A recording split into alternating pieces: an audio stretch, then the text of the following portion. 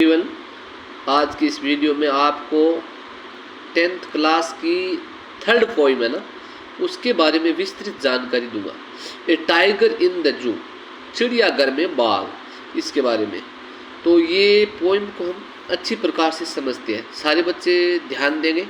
He stalks in his vivid stripe, ये बाघ के बारे में बात की जा रही है। चिड़ियाघर में जो एक बाघ होता है ना, इसकी विस्तृत जानकारी मैं आपको बताऊंगा कि किस तरह से वो विचरण करता है। तो क्या है इसमें, क्या दे रखा है भाई?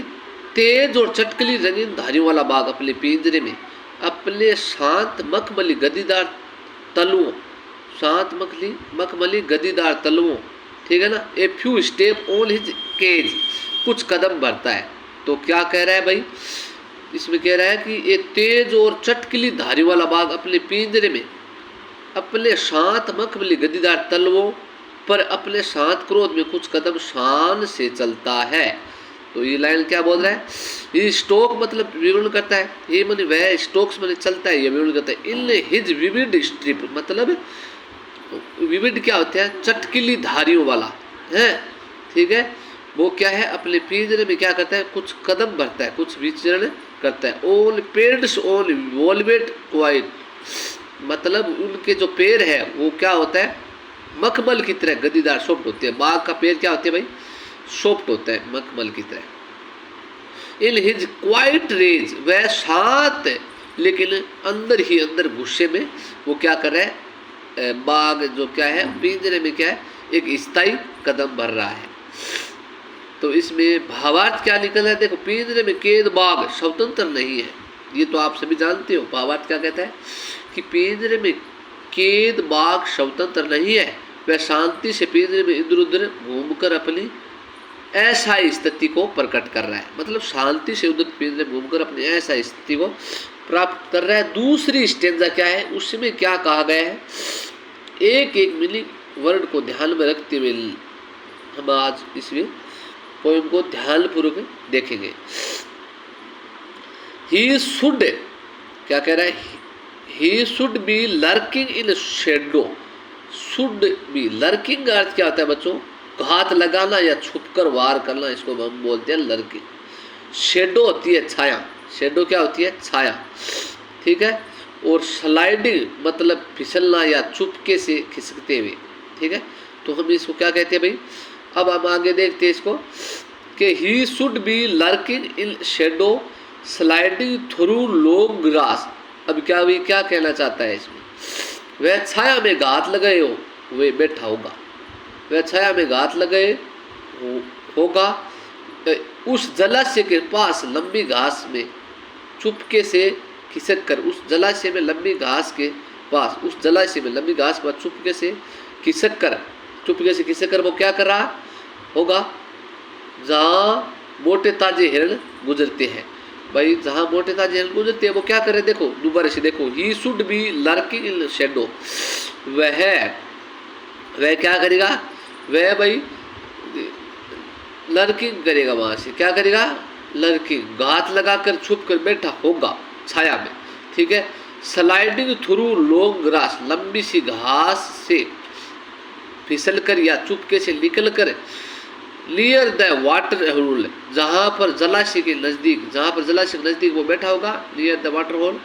और वह प्लम्प डियर पास, और गोल मटोल जो हिलाते हैं उनको वो क्या कहे? शिकार के लिए या घात लगावे उन पर शिकार करने के लिए बैठा है वहाँ पर। तो भावार्थ क्या कह रहा है भाई इसमें, इस कविता में? वह छाया में घात लगाए होगा, वह छाया मतलब घात लगाए बैठा होगा उस जलाशय के पास, ठीक है।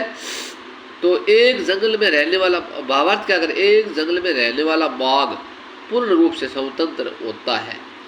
एक जंगल में रहने वाला बाघ तो वो क्या होता है? पूर्ण रूप से स्वतंत्र होता है, जो स्वच्छतापूर्वक शिकार करता है। लेकिन पिंजरे में रहने वाला बाघ है वो पूर्ण रूप से स्वतंत्र नहीं है। अपना भावार्थ ये कहता है।